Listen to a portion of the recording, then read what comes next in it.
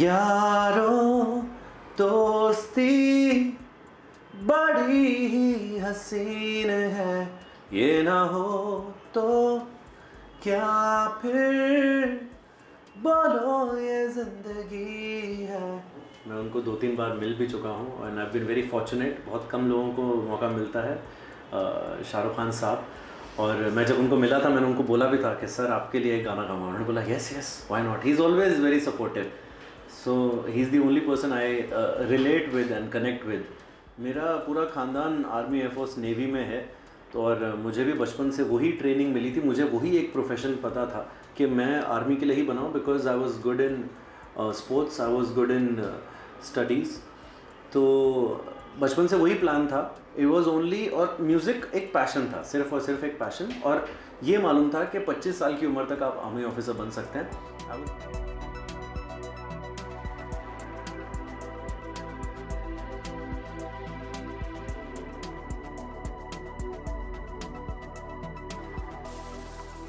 Parveen ji, welcome to Glitz vision. कैसे हैं आप? I am good. आप कैसे हैं? बस बहुत बढ़िया। हमने आपके सॉन्ग्स सुने हैं, इंडियन आइडल से हम आपको देखते आ रहे हैं। आप अपनी जर्नी को कैसे डिस्क्राइब करेंगे, क्या बताना चाहेंगे अपने जर्नी के बारे में? बिकॉज इंडियन आइडल के बाद कहीं ना कहीं आपके सॉन्ग्स हम मिस कर रहे हैं। जर्नी बहुत अच्छी थी इंडियन आइडल के अंदर।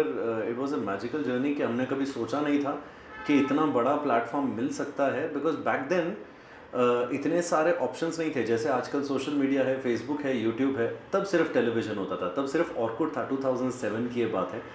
सो ये बहुत बड़ी अपॉर्चुनिटी थी हम सभी सिंगर्स के लिए, मेरे लिए खासकर, बिकॉज मेरे पूरे ख़ानदान में ना मेरे मॉम साइड ना मेरे डैड साइड कोई भी गाता नहीं है। मैं आर्मी बैकग्राउंड से आता हूँ। मेरे पिताजी आर्मी ऑफिसर रहे हैं, 2014 में रिटायर हुए हैं। तो कमिंग फ्रॉम दैट बैकग्राउंड और डायरेक्ट इंडियन आइडल में आना बहुत बड़ी अपॉर्चुनिटी थी। और क्योंकि वो टाइम पर 7, 8.2, 8.3 टीआरपी गई है, जो आजकल पॉसिबल नहीं है, क्योंकि तब सब लोग टीवी देखते थे, अब सब लोग अपने अपने सोशल मीडिया पर हैं। तो वो बहुत बड़ा अपॉर्चुनिटी था। और लगभग बोल सकते हैं कि वो टाइम पर, उस टाइम की जनरेशन ने, पूरे हिंदुस्तान ने, पूरे वर्ल्ड में जहाँ जहाँ पर भी इंडियंस हैं, सब ने हम लोगों को कहीं ना कहीं देखा है। So we were really lucky. Recently आपने प्रशांत जी को जो ट्रिब्यूट दिया है, आपका सॉन्ग काफ़ी वायरल हुआ है। क्या बताना चाहेंगे, उनकी याद में क्या कहना चाहेंगे आप? यह प्रशांत का टॉपिक पे मैं अभी भी शॉक्ड हूँ और बहुत परेशान हूँ, क्योंकि ये फ्रेश है और मेरा दोस्त नहीं, मेरा भाई गया है। 18 साल की दोस्ती थी। हम लोग ऑडिशन से ही हम लोग बहुत क्लोज़ हो गए थे। और तो ऐसा सोचा नहीं था कि मैं सबको वही बोल रहा हूँ कि मेरे को बहुत ज़्यादा शॉकिंग लग रहा है। बिकॉज़ भगवान ना करे किसी के साथ भी, इस पूरे देश में नहीं, पूरी दुनिया में किसी के साथ भी ऐसा ना हो कि जवानी में उसका दोस्त जाए। ये I was not ready for this, I was not prepared for this. ये बहुत तकलीफ़ दे रहा है और अभी भी ऐसा लग रहा है कि कोई बुरा सपना चल रहा है and we'll just snap out of it. बहुत बहुत कठिन समय रहा है मेरे लिए और उसके पूरे परिवार के लिए। ऑफकोर्स अपने सॉन्ग के आप 2 लाइन गुनगुना सकते हैं जो आपने ट्रिब्यूट किया उन्हें? जो मैंने वहाँ पर प्रशांत के लिए जो गाना गाया, जो बहुत वायरल हो रहा है, तो उसके पीछे भी एक छोटा सा एक ये है कि मैं तो, क्योंकि उसको कांधा दे रहा था और हमारे आइडल 3 फैमिली से और कोई आ नहीं सका था, तो फॉर सम रीज़न मैं वहाँ पर अकेला था, मेरी वाइफ के साथ था, बाकी सब लोग इधर उधर थे, तो कोई आ नहीं सके। तो सारे लास्ट राइट्स भी मुझसे करवा रहे थे, प्रशांत की फैमिली, मार्था की फैमिली। तो मेरे को बहुत ज़्यादा धक्का और झटके लग रहे थे, मैं रोए जा रहा था नॉन स्टॉप। तो जब उसको लेकर आ गए थे क्रिमेशन से जस्ट पहले, उसको ऐसे रखा, तो वहाँ पर पीछे कुछ हमारे वहाँ के जो सिंगर्स थे नेपाली कम्युनिटी के, वो लोग नेपाली में कुछ तो भी गा रहे थे उसके लिए, और मैं रोए जा रहा था। और साइड में मेरी, उन्होंने सामने से किसी एक ने बोला कि दाई, वो लोग दाई बोलते हैं मतलब भाई को, दाई आप भी एक गाना अगर गा सकें। और मैं रोए जा रहा था नॉन स्टॉप। तो वाइफ बोलती कि नहीं नहीं आप जाओ, प्रशांत वुड वांट दिस। तो मैं थोड़ा सा आ गया, बहुत मेहनत से, बहुत मुश्किल से ये थोड़ी सी हिम्मत जुटाकर मैंने सबसे पहले पूरी कम्युनिटी को, ऑल अराउंड द वर्ल्ड, सबको थैंक यू बोला कि मेरे दोस्त को जिताने के लिए, मेरे भाई को जिताने के लिए, और उसको इतना उस लेवल का प्यार देने के लिए। और फिर ये वाला गाना मैं गाया था उसके लिए, जो कि वो और मैं साथ में गाया करते थे, वो मैं और अभिषेक साथ में गाया करते थे। बहुत मुश्किल है ये गाना मेरे लिए, आज भी मेरे को तकलीफ़ देता है। I just sing a line of your. यारों दोस्ती बड़ी ही हसीन है, ये ना हो तो क्या फिर बोलो ये जिंदगी है, कोई तो हो राज़दार, बेगरज तेरा हो यार, कोई तो हो राज़दार। Thank you. आप सिंगर हैं, कंपोज़र हैं, राइटर हैं, आरजे भी हैं, लाइव परफॉर्मेंस भी करते हैं आप, लेकिन कहीं ना कहीं आपका एक सपना था आर्मी ऑफिसर का, उसके बारे में क्या बताना चाहेंगे? आप आर्मी बैकग्राउंड से भी बिलोंग करते हैं। मेरा पूरा ख़ानदान आर्मी, एयरफोर्स, नेवी में है, तो और मुझे भी बचपन से वही ट्रेनिंग मिली थी, मुझे वही एक प्रोफेशन पता था कि मैं आर्मी के लिए ही बनाऊँ, because I was good in sports, I was good in studies. तो बचपन से वही प्लान था। इट वॉज ओनली, और म्यूज़िक एक पैशन था, सिर्फ और सिर्फ एक पैशन, और ये मालूम था कि 25 साल की उम्र तक आप आर्मी ऑफिसर बन सकते हैं। आई वॉज 18, जब 17, 18, 19 के बीच में था, आई वॉज इन कॉलेज, और अभिजीत सावंत 2005 में फर्स्ट इंडियन आइडल बने।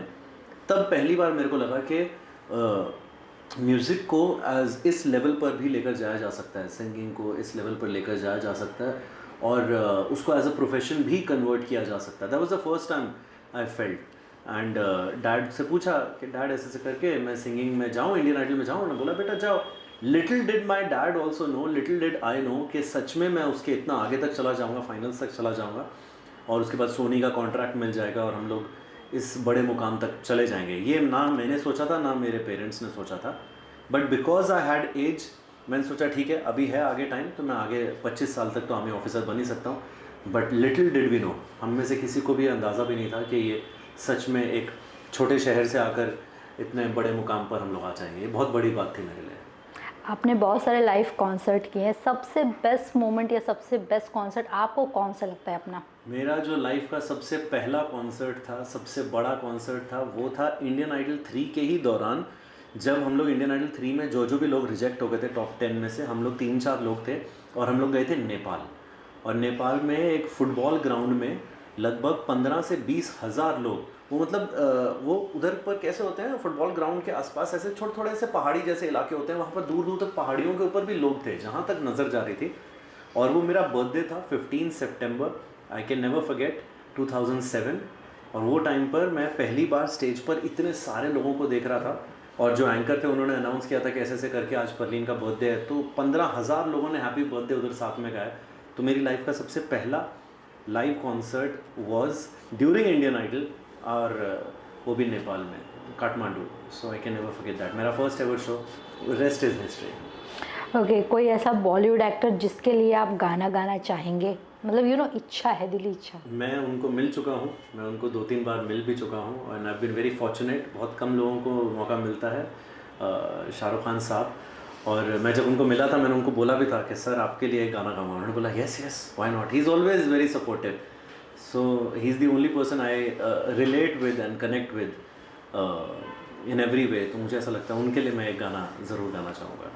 अच्छा, गाने की अगर हम बात करें तो आपको किस टाइप के गाने कंपोज करना ज़्यादा अच्छा लगता है? लाइक सैड सॉन्ग्स और सम लव सॉन्ग्स, मतलब किस चीज़ में आप ज़्यादा कंफर्टेबल? अगर आप मेरे जितने भी गाने हैं आज तक मैंने रिलीज़ किए हैं, चाहे यूट्यूब पर, स्पॉटिफाई पर, एप्पल म्यूज़िक, गाना, वेरेवर, जो भी ऑडियो स्ट्रीमिंग प्लेटफॉर्म्स पर आप जाके मेरे गाने सुनेंगे, मैंने हर एक जॉनर को टच किया। मैं पार्टी सॉन्ग्स भी बनाए हैं, सैड सॉन्ग्स भी बनाए। अभी हाल फिलहाल मेरा एक गाना है जुदा, लिखा होना था जुदा, वो भी वायरल हो रहा है।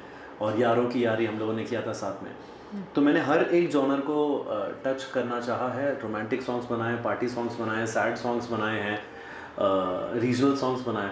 तो मेरा ये मानना है, हम लोग जब आइडल्स में थे तो हमारे जो म्यूज़िकल गुरु थे अजय अतुल, तो उन्होंने मेरे को ये बात बताई थी, अतुल सर ने बहुत अच्छी बात बताई थी कि परलीन जब भी तू एज अ म्यूजिशियन इवॉल्व करेगा ना, एक मॉल बनना, एक दुकान मत बनना। मैंने कहा सर मैं समझा नहीं। उन्होंने बोला एक मॉल में कैसे सब दुकानें होती हैं? मैंने कहा हाँ, तो यू बिकम द मॉल। एक सिंपल एक शॉप बन के मत रहना। म्यूज़िक इतना बड़ा वास्ट एक सब्जेक्ट है, उसके अंदर बी द मॉल। तो ये Atul sir, I am trying to follow that, और मैं सारे जॉनर्स के गाने बनाता हूँ। Okay, talking about upcoming projects, क्या कुछ है लूप में, क्या हम देखने वाले हैं आपके आने वाले टाइम पे प्रोजेक्ट्स? आने वाले टाइम में मेरे लाइव शोज चलते रहते हैं। जो भी लोग मेरे को सोशल मीडिया पे फॉलो कर रहे हैं, touchwood I am one of those few, you know, God is kind, जो कि क्योंकि इतने सारे इंडियन आइडल आ चुके हैं, अभी 16th चल रहा है, out of all these seasons कुछ हैंडफुल, कुछ गिने चुने ही नाम हैं जो लाइव शोज़ में आज तक जिनकी पकड़ है। अगर मैं उनमें से हूँ, उनमें से टॉप 3 टॉप 4 के अंदर मेरा नाम आता है, तो I am very fortunate, I am very grateful to the entire event industry, to all the musicians, to all my audience. So I'm really grateful. Shows बहुत हो रहे हैं, मेरे खुद के ओरिजिनल गाने आ रहे हैं, और ये एक वादा है, और ऑलरेडी चीज़ें मटेरियलाइज भी हो रही हैं कि इस साल आप लोग मुझे वापस से छोटे पर्दे पर देखेंगे। ओके, चलिए जाते जाते अपने ऑडियंस को क्या मैसेज आप देना चाहेंगे, क्या कहना चाहेंगे? मेरी ऑडियंस को मैं हमेशा यही मैसेज देता हूँ जो कि मेरे डैड ने मुझे बताया था जब मैं इंडियन आइडल में आने वाला था, कि बेटा, if your passion is your profession, you are bound to excel. तो जो भी चीज़ आप कर रहे हैं, जिस भी फील्ड में हैं आप, उसको अगर आप पैशनेटली 100% सिंसियरिटी के साथ अगर आप उसको करते रहेंगे, you are bound to excel. जो भी चीज़ आप कर रहे हैं, just be true to yourself, खुद से झूठ मत बोलना। जो भी चीज़ कर रहे हो फुल दिल के साथ अच्छे से करना, आपको सक्सेस ज़रूर मिलेगी। Okay, thank you so much. Thank you, thank you. Hi, I'm Bhavna Chwani and you are watching me on Glitz Vision USA.